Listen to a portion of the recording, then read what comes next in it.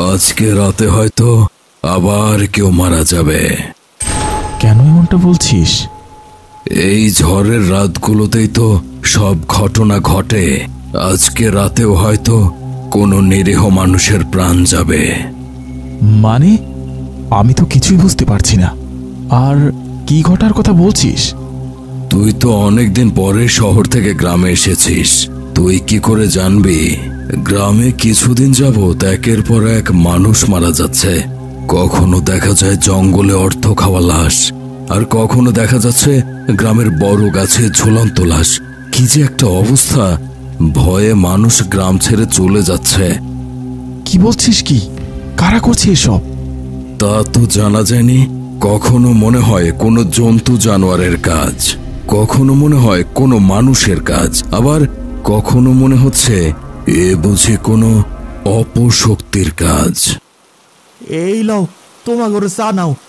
এই চা খান খাইয়া তাড়াতাড়ি বাড়ি চলে যাও তো। গ্রামের অবস্থা বেশি ভালো না, তোমরা জানোই তো সব কিছু। আমিও দোকানটা বন্ধ কইরা বাড়িতে যাবো। আর ভালো লাগে না, কবে যে কোন অপশক্তির হাতে বেঘরে পরানটা চইলা যায় ভাবলেই কেমন ডর ডর করে। হ্যাঁ চাচা, ঠিক কইছেন। নিজের খেয়াল রাখবেন। খুব তাড়াতাড়ি আমরা সবকিছু জানতে পারবো। আমরা এই গ্রামকে রক্ষা করব। ওই দেখ ভৈরব চাচা না? হ্যাঁ, কিন্তু উনি কবরস্থানের দিকে কোথায় যাচ্ছে? বাবারা, তোমরা কাইল আবার আইও। আজ বাড়ি চলে যাও, দোকান বন্ধ করুম। আচ্ছা ঠিক আছে চাচা।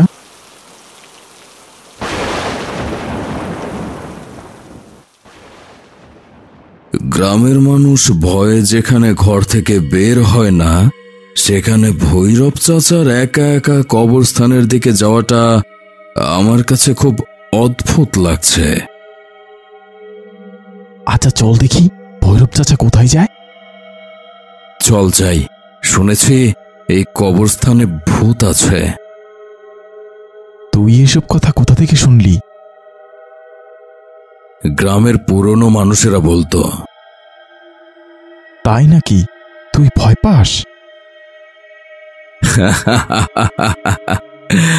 আমি আর ভয়? আমার জীবনের ভয় পাওয়ার ইতিহাস কবেই শেষ হয়ে গেছে। রাতের আধারে আবিদ আর রনি টর্চ নিয়ে জঙ্গলের মধ্যে দিয়ে হেঁটে চলেছে। এমন সময় ঝড়ো বাতাসের সাথে তুমুল বৃষ্টি শুরু হচ্ছে। হঠাৎ আবিদ দেখতে পেল তার আশেপাশে রনি নেই। আবিদ উচ্চ স্বরে রনিকে ডাকছে, কিন্তু রনির কোনো সারা শব্দ নেই। আবিদের মনে চিন্তা শুরু হলো, তার বন্ধুর কোনো বিপদ হয়নি তো?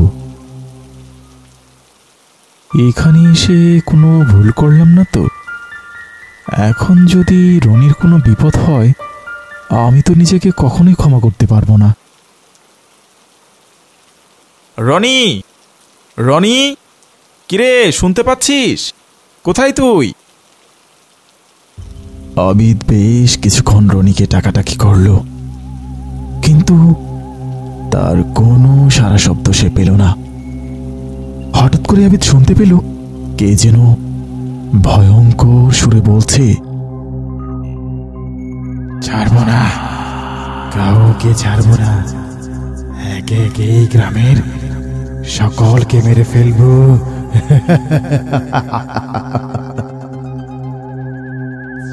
কে কে আপনি? আপনি কেন এই গ্রামের মানুষদের হত্যা করছেন? কি অন্যায় করেছে এই নিরীহ মানুষজন? নিরীহ? ওরা নিরীহ? কে আপনি? সাহস থাকলে সামনে আসুন আর এইসব মৃত্যুর খেলা বন্ধ করুন। তোর উপর আমার কোনো রাগ নেই, সময় থাকতে এই গ্রাম ছেড়ে পালিয়ে যা। সব সময় বেশি জানা ভালো না, জীবনের মায়া নেই তোর। বাঁচাও, বাঁচাও, আমাকে কেউ বাঁচাও। কোথায় তুই? আমি তো তোকে দেখতে পাচ্ছি না। পালা বন্ধু, পালা। এইখানে আর এক মুহূর্ত থাকা চলবে না। কি হয়েছে? আমরা পালাচ্ছি কেন? এখন কিছু বলার সময় না। তবে এই সব কিছুর পেছনে রয়েছে ভৈরব চাচা। কি বলছিস এসব? হ্যাঁ, ঠিকই বলছি। এখন আর কিছু জানতে চাস না? আবিদ কিছুই বুঝতে পারল না। রনি তাকে জানালো ওইসব মৃত্যুর পেছনে ভৈরব চাচাই দায়ী। আবিদের মনে নানা রকম প্রশ্ন ঘুরপাক খেতে লাগলো। যদি ভৈরব চাচা ওইসব করে থাকে, তাহলে তিনি কেন এসব করছেন? আমি তোমাকে গ্রাম দেখতে এনেছিলাম, এখন দেখো কি এক অবস্থা। তুমি শহরে ফিরে যাও, আমি এই রহস্যের সমাধান করেই তবে ফিরব। না, তা হয় না। আমি তোমাকে এই বিপদের মধ্যে রেখে চলে যেতে পারি না। কিন্তু তোমার যদি কোনো বিপদ হয়? তুমি তো আছো আমাকে রক্ষা করার জন্য। ওসব বিপদে আমি ভয় করি না। জানো, ভৈরব চাচাকে সবাই সন্দেহ করছে। রনি বলল ভৈরব চাচাই নাকি সবকিছুর জন্য দায়ী। উনি বয়স্ক মানুষ, উনি এসব কেন করবেন? তা তো জানি না, তবে আমার মনে হচ্ছে কোথাও একটা ভুল হচ্ছে। আমরা যখন থেকে এখানে এসেছি, ভৈরব চাচা আমাদের অনেক সাহায্য করেছেন। আমার মনে হয় না উনি এমন কিছু করতে পারেন। কে আসল অপরাধী সেটা তো আর কারো চেহারা দেখে বোঝা যায় না। ঠিক বলেছ। চলো ভৈরব চাচাকে জিজ্ঞেস করি উনি এসবের সাথে জড়িত কিনা।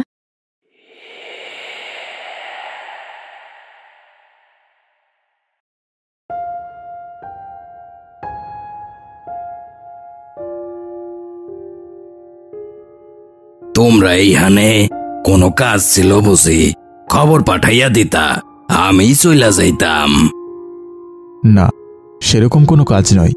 তবে আমরা আপনাকে কিছু প্রশ্ন করতে চাই। কি প্রশ্ন বাবা? চাচা, আপনি গতকাল রাতে কবরস্থানে গিয়েছিলেন কেন? কি কও বাবা, আমি তো সেখানে যাই নাই। আপনি মিথ্যা কথা কেন বলছেন? আমি নিজে আপনাকে যেতে দেখেছি। আমি মিছা কথা কি রে কমু? রাতে ঘুমের ঘরে হাঁটার অভ্যাস আছে, হয়তো ঘুমের ঘরে চইলা গেছিলাম, কিন্তু আমার তো কিছু মনে নাই। গ্রামের লোকেরা বলাবলি করছে গ্রামের যত হত্যাকাণ্ড হচ্ছে তার পিছনে আপনিই দায়ী মশাই। কি কইতাছো বাবা? এইসব হত্যাকাণ্ডের বিষয়ে তো আমি কিচ্ছু জানি না। চাচা, সত্যিটা কি আমাদের বলুন। দেখো বাবা, আমি গরিব মানুষ, এইসব কইরা আমার কি লাভ?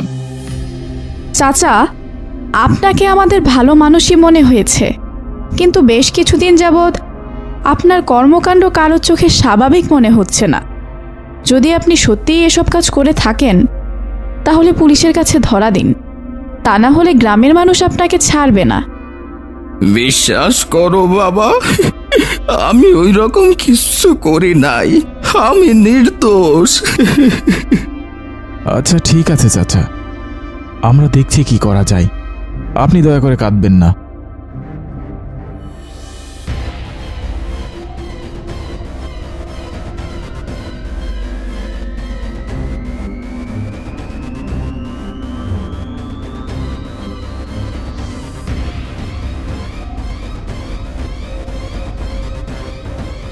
এই সব হত্যাকাণ্ডের পেছনে ভৈরব চাচাই দায়ী।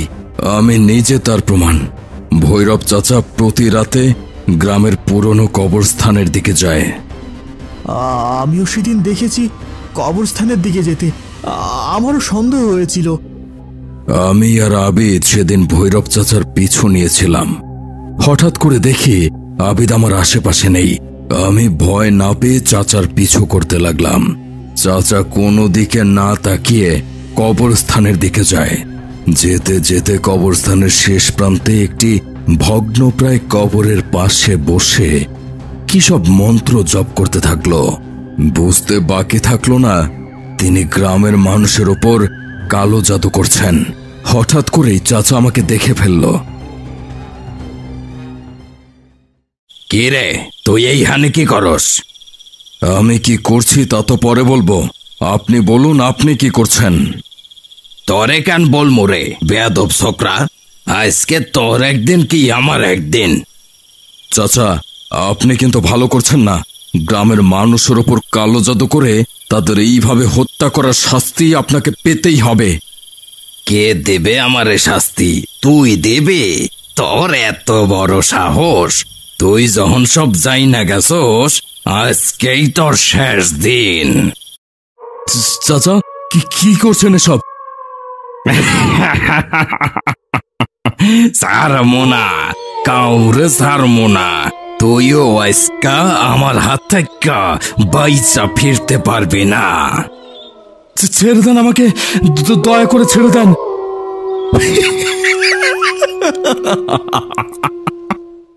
বাঁচাও, বাঁচাও, কেউ বাঁচাও আমাকে।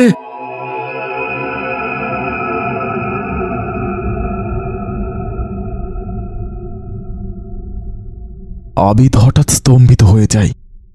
সে কি বলবে? এত কিছু হয়ে গেছে সে নিজেও জানত না। ভৈরব গ্রামের এত মানুষকে মাইরা ফালাইলো, তাহারে তো বাঁচতে দেওয়া যাইব না। না হয় সে হক গলরে মাইরা ফালাইব। হ ঠিক কইছেন, আজই আমগর কিছু করতে হইব। এখনই কিছু না করলে ভৈরব চাচা কাউকে ছাড়বে না। আমরা সকলে মিলা এই শয়তানডারে জ্যান্ত পুরাইয়া মারমু। আপনারা সবাই আর একটু খুঁজে নিয়ে দেখুন। আমার তো মনে হয় না ভৈরব চাচা এমনটা করতে পারেন। আর একটু খোঁজখবর নিলেই ভালো হয়। যদি উনি সত্যিই কোনো অন্যায় করে থাকে তাহলে তাকে পুলিশের হাতে দেওয়া হোক। আপনারা কেউ নিজের হাতে আইন তুলে নেবেন না। তোমরা আজকালকার ছোকরা বেশি কথা কইও না তো। রনি যখন কইছে ওই শয়তানটাই সবকিছু করছে, এত না যাই না কিছু কয় নাই। আর পুলিশ কি করবে? আমরা অনেক আগে পুলিশে খবর দিছিলাম, তারা অহনো কিছু করতে পারে নাই। তাদের ওপর আমাদের কোনো ভরসা নাই। তারা যদি কিছু করতেই পারত তাহলে এতগুলো মানুষের খুন হইতো না। চলেন, সবাই চলেন। আজ ভৈরব চাচাকে জ্যান্ত পুড়িয়ে মারব। এতগুলো মানুষকে খুন করার দাম তাকে দিতেই হবে। গ্রামবাসী সকলে মিলে ভৈরব চাচার বাড়ির দিকে এগিয়ে যায়। আবিদ ও আয়না চিন্তিত মনে তাদের সাথে যায়। তাদের বোঝাতে চেষ্টা করে আইন নিজের হাতে তুলে নেওয়াটা অন্যায়, কিন্তু গ্রামবাসী তাদের কথায় পরোয়া না করে হিংস্রভাবে এগিয়ে যেতে থাকে। ভৈরব চাচা নিজ বাড়িতেই ছিলেন। কি হয়েছে? আজ গ্রামবাসী সবাই এইখানে? চাচা, আর কত নাটক করবেন? সবাই তো জেনে গেছে আপনার সত্যটা। মানুষ যে কত বড় হিংস্র হতে পারে তা আপনাকে না দেখলে জানতেই পারতাম না। আমি কি করছি? আমার উপর সবাই মিথ্যা অপবাদ দিও না। এইভাবে নিরীহ মানুষগুলারে হত্যা কইরা সাধু শাস্তাছেন? আপনারে আজকে আমরা সবাই পুরাইয়া মারমু, তাইলে বুঝবেন মৃত্যুর যন্ত্রণা কেমন লাগে। বিশ্বাস করো বাবারা, আমি কিছুই করি নাই। আমি জানি না এত মানুষে কেডায় মারছে। আমারে তোমরা ভুল বুঝতাছ। চাচা, আপনার ওই মুখে আর একটা কথাও বললেন না। আপনি কেমন মানুষ আমরা সেটা ভালো মতোই জেনে গেছি। আরে এত কথা কনের কি আছে? এই শয়তান জালেম রে অহনি পুরাইয়া মাইরা ফেলাই। হ ঠিক কইছেন। আপনারা দয়া করে এটা করবেন না, এটা অন্যায় হচ্ছে। যদি উনি সত্যিই কোনো অপরাধ করে থাকে তাহলে ওনাকে পুলিশের হাতে তুলে দেন। দয়া করে আমাদের কথাটা শুনুন। উপযুক্ত প্রমাণ ছাড়া ওনাকে শাস্তি দেওয়াটা কি ঠিক হচ্ছে? উনি যদি কোনো অন্যায় করে না থাকে পরে কিন্তু আপনারাই আফসোস করবেন। আমারে ছাইরা দাও, আমি কিছুই করি নাই। আমি কারোরে খুন করি নাই। আমি নির্দোষ। আমারে ছাইরা দাও। মিথ্যাবাদী, পাপিষ্ঠ, আজকে তোর সঠিক শাস্তি হচ্ছে। তুই যে অন্যায় করেছিস এটাই তোর উপযুক্ত শাস্তি। আজকের পর থাইকা গ্রামের মানুষ স্বাধীন। গ্রামে আর একটা খুনও হইব না। এই খুনি বাইসা থাকলে আমগোর হক গোল রে মাইরা ফালাইতো। ঠিকই কইছেন। অহন মনে ভীষণ আনন্দ হইতাছে আমরা বাইসা গেলাম। গ্রামের মানুষ আবিদ আর আয়নার একটা কথাও শুনতে চাইল না। তারা হিংস্র পশুর থেকেও হিংস্র হয়ে উঠল।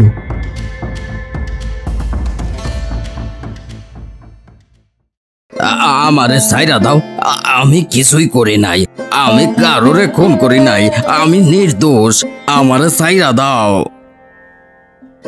তারা দুজনে হতবাক হয়ে দাঁড়িয়ে রইল। গ্রামের মানুষ এতটা পাষাণ হতে পারে তারা ভাবতেও পারেনি। আমি আর এখানে থাকবো না। মানুষ কিভাবে এত পাষাণ হতে পারে? একজন মানুষকে এইভাবে জ্যান্ত পুড়িয়ে মারলো। ওরা তো চাইলেই তাকে পুলিশের হাতে দিতে পারত। তুমি কান্না করো না। আসলে গ্রামে অনেক মানুষ খুন হয়েছে, প্রত্যেকেই কাউকে না কাউকে হারিয়েছে। তাই সে কষ্ট থেকেই আজকে তারা এই কাজটা করেছে। কি প্রমাণ আছে তাদের কাছে ভৈরব চাচাই আসল খুনি? রনি তো বলল ভৈরব চাচা তার উপর আক্রমণ করেছিল।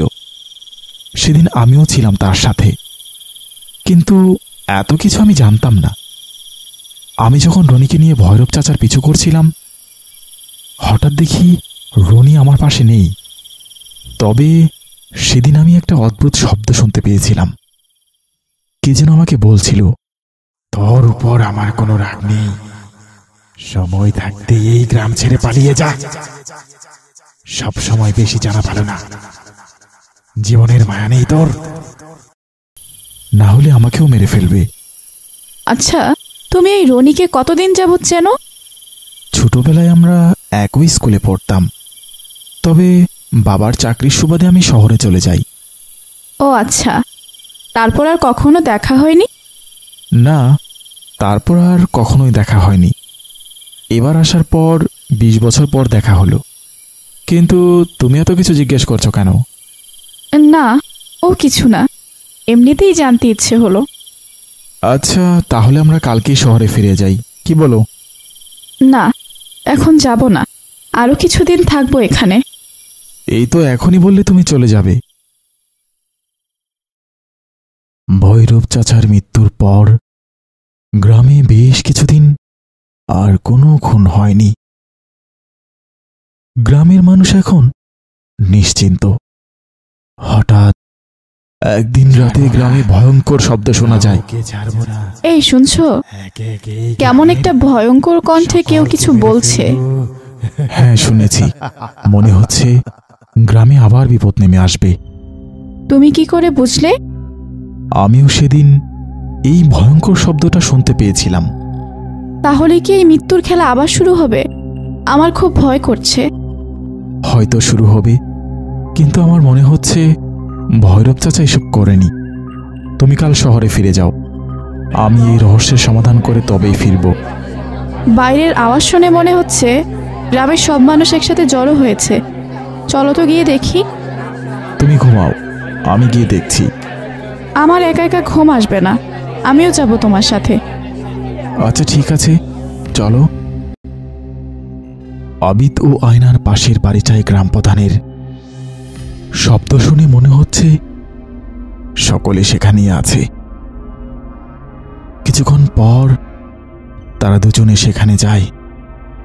সেখানে গিয়ে তারা যা দেখতে পায় তা দেখার জন্য তারা মোটেও প্রস্তুত ছিল না। তারা দেখতে পায় গ্রাম প্রধানকে কেউ নৃশংসভাবে হত্যা করেছে। তার খণ্ডিত দেহগুলো সব দিকে ছড়িয়ে ছিটিয়ে আছে।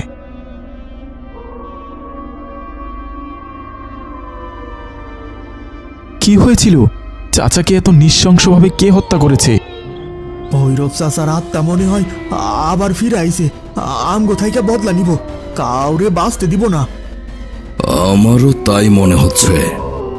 ভৈরব চাচার সাথে গ্রাম প্রধানের খুব ভালো সম্পর্ক ছিল, তাহলে ভৈরব চাচা তাকে কেন খুন করবে? বদলা নেওয়ার জন্য। আমরা সবাই মিলে তাকে হত্যা করেছিলাম, হয়তো সেজন্য, না হয় অন্য কোনো কারণে যা আমাদের সকলের অজানা। মৃত্যুর পর বদলা নিতে সবাই ফিরে আসে। আমাকেও দেখো না, কোথায় শান্তি পেলাম, ফিরে তো আসতেই হলো। আবিদ রনির কথা শুনে বেশ কিছুক্ষণ তার দিকে হতবম্বের মতো তাকিয়ে রইল। সকাল হয়ে গেছে। সকলে এখনো গ্রাম প্রধানের বাড়িতে নিজেদের মধ্যে আলোচনা করছে কিভাবে এই পরিস্থিতি থেকে মুক্তি পাওয়া যায়।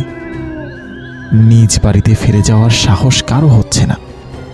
কার মৃত্যু কখন হয়ে যায় বলা যায় না। সকলে বিধ্বস্ত, আতঙ্কিত, হতাশায় ভুগছে।